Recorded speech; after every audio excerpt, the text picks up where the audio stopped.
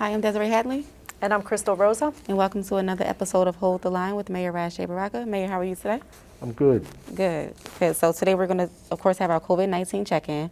We're going to discuss the Newark Public Safety Department's Summer 2021 initiatives, the George Floyd statue, the Harriet Tubman monument, Juneteenth becoming a federal holiday, and the Back Together Again initiative going on in Newark.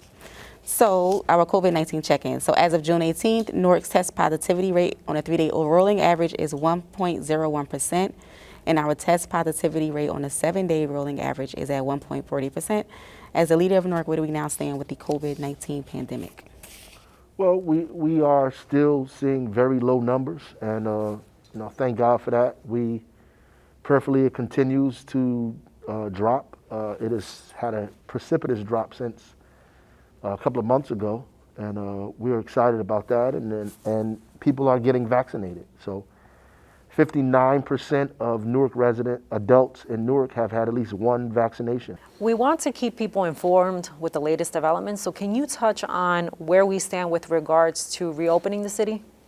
City Hall is reopened fully. Schools will start back in September. Most of the businesses are going to come back online sometime this summer and fully in the fall. So I would say that by September, the end of September, I would say at least 90% of the functions of the city, from businesses to other things that were happening, will be in full throttle. And as you did state, 59% of Newark residents have received at least one vaccine, and 47% of Newark residents 18 and older are fully vaccinated. Right. So should people still move with a sense of caution in public places? How should they feel about? Sure. I think people should continue to be cautious. But there's a lot that we still don't know, right? And you need to wear your mask when you feel uncomfortable. I carry my mask with me all the time. Some people laugh and say, "Oh, you still got your mask?" Yeah, I do. You vaccinated, but I'm carrying my mask because I don't know if you're vaccinated. How about that? So I think it's necessary for us to do that. Still be cautious.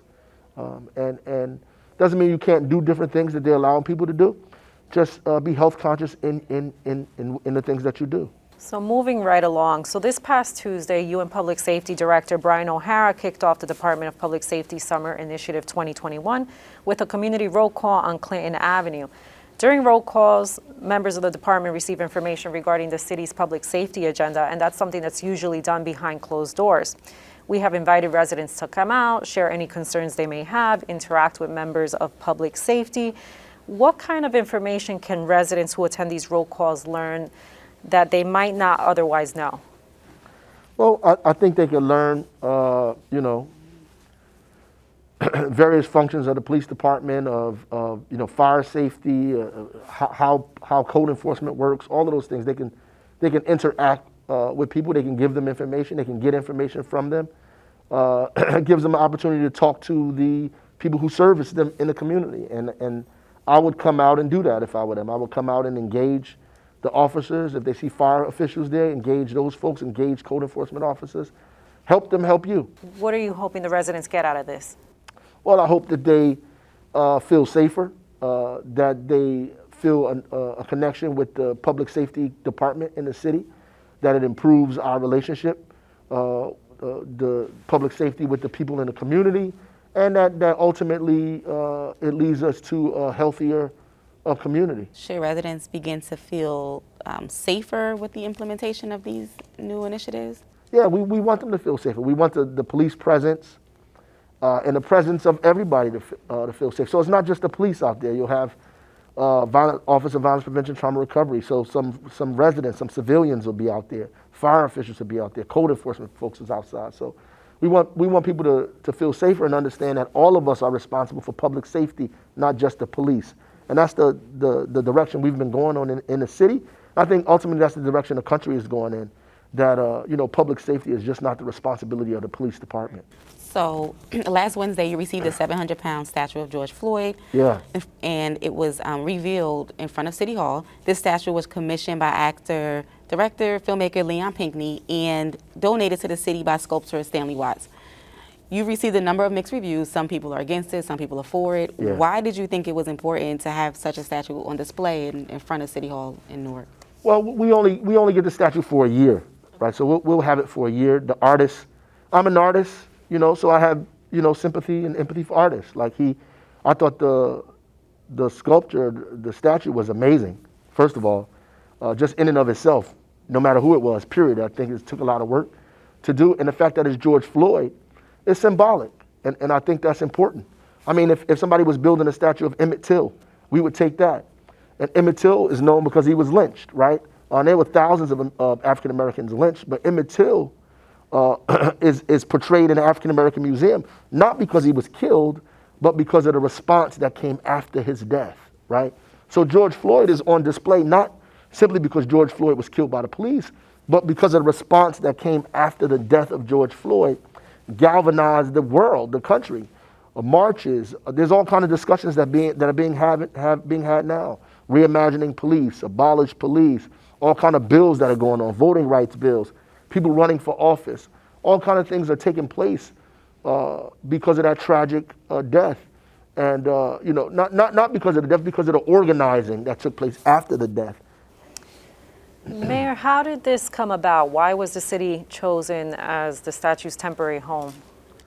Well, we by the grace of God, we have a lot of connections with artists, with the artist community.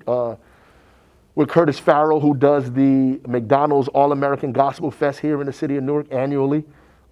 He does that here because he loves the city of Newark. People know what's happening in Newark and what's going on in the city and the stuff that we're trying to accomplish.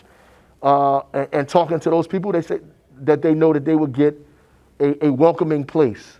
We wouldn't turn them away or say something negative, that we would welcome them into our home, and we did. And I'm glad that we did. So as Desiree mentioned, there has been both positive and negative feedback from folks about the statue, and we're always going to have critics, right, no matter what. But what do you have to say to the people who are making those negative comments about the statue? Well, I just think they don't understand. So it's two types of people. You got the white supremacists who are calling here, who harassing my secretaries every day, who are telling them we got a criminal on display and he don't deserve a statue and so forth and so on. You got those types from all over the country that are calling. Then you got people here who don't understand. They say, oh, other people died. There's other people. Yes, other people did die. Other people died in the hands of police, and other people have died through violence in our community. But what happened in George Floyd's death, garnered millions of people around the world. And there's something to be said about that. And you'll never know why it happened because of George Floyd and not because of countless other people. Just like you'll never know why, the civil rights movement didn't begin because of the lynching in Omaha as opposed to Emmett Till getting killed in Mississippi, right? But it happened. And so as a result of that, we display that, because it's not about George Floyd, it's bigger than George Floyd. So last week, you revealed the winning design by Nina Cook John for the Harriet Tubman Monument that will replace the Christopher Columbus statue that was removed from Washington Park last summer. The park and the surrounding area will also be renamed Tubman Square in honor of Harriet Tubman. Can you talk about the process for selecting the winning design and what made Ms. Johnson's design the winner? Well, Fayemi Shakur, who's in charge of our arts and culture projects and programs that take place here, she put together a panel of people who reviewed all of the designs. They voted on those designs. They had community input on what people thought about the designs. It took almost a month for them to decide, which person to pick. And I think that they picked that one because it's interactive. People can actually go through it, and there's a display of all of the history of the Underground Railroad in New Jersey. So it's not just a statue. You can actually be in the statue. You can, the statue is usable, which is important. And I think it changes the character of that whole downtown community over there. When that thing goes up, it's going to be amazing. So there are people who still feel that the Christopher Columbus statue should have stayed. Sure. So why did you feel like it was time for a change in Washington Park? Why did you? History is moving. The history is in motion. The people who put the ideas that dominated and the people that dominated when Christopher Columbus was decided to be uplifted, that thought, that atmosphere, that place is not here anymore. It's a change, it's different. And so all of that is coming down for the new, right? And we've allowed the Christopher Columbus statue to go to other people who wanted it. We gave it to them and allowed them to use it in the way that they see fit. But this point in history, we needed what we're getting, the Harriet Tubman statue. Plus, Harriet Tubman was actually in Newark, right? Christopher Columbus wasn't here. Harriet Tubman stepped foot in this community, freeing slaves. And it highlights the abolitionist movement that took place in New Jersey and in Newark specifically, when New Jersey was one of the last states to officially abolish slavery in America. Underground Railroad in Newark was very, very, very important, was a very, very important stop. So as mayor, as an educator, as an artist, what kinds of lessons do you hope this monument teaches once it's finally up? One, that the old gives way to the new. Two, that history is all-encompassing, and that all of our perspectives need to be told. And it gives us the opportunity to see the world and see our lives from the viewpoint of the people who struggle in it, not just from kings and presidents and rulers and conquerors, but from actual people who live day to day trying to make their lives better and fighting for more democracy. That we want to highlight those people, and we don't necessarily want to highlight, kings and presidents and conquerors. Well, last Thursday, President Joe Biden signed legislation making Juneteenth a federal holiday. The law went into effect immediately. Last Friday was the first Juneteenth holiday here in America. So why do you think this holiday is important for us to celebrate or just acknowledge? I think it's a great thing. And I know a lot of people are, they feel like that this wasn't enough. I believe it's not enough either, but we can have both. And I don't know why, we allow people to force us into this dichotomous position where we have to pick one or the other, right? I want to celebrate Juneteenth, right? Juneteenth is the celebration of family. That's what Juneteenth is about. When them slaves were told they were free, they went to go search for their family members. That's why this idea of extended family for us is so important, because our family is all over the place. And we've been looking for them since we got here. And we still haven't found all of them, right? They're all over the place, in South America, in Central America, in Brazil, and in the Caribbean islands, in Dominican Republic, in Puerto Rico, in South Carolina, in Mississippi, in Buffalo. We got family all over the place because we've just been scattered. That's what Juneteenth is about, pulling our family together and celebrating that, celebrating our opportunity to be together. Finally, for the first time, we could be together, and it is not against the law. Mayor, what are some of the ways that we can push forward to attain true progress and make positive changes? Like, do we need reparations? Do we need to teach Black history in schools? Do we need the George Floyd justice and policing bill to pass?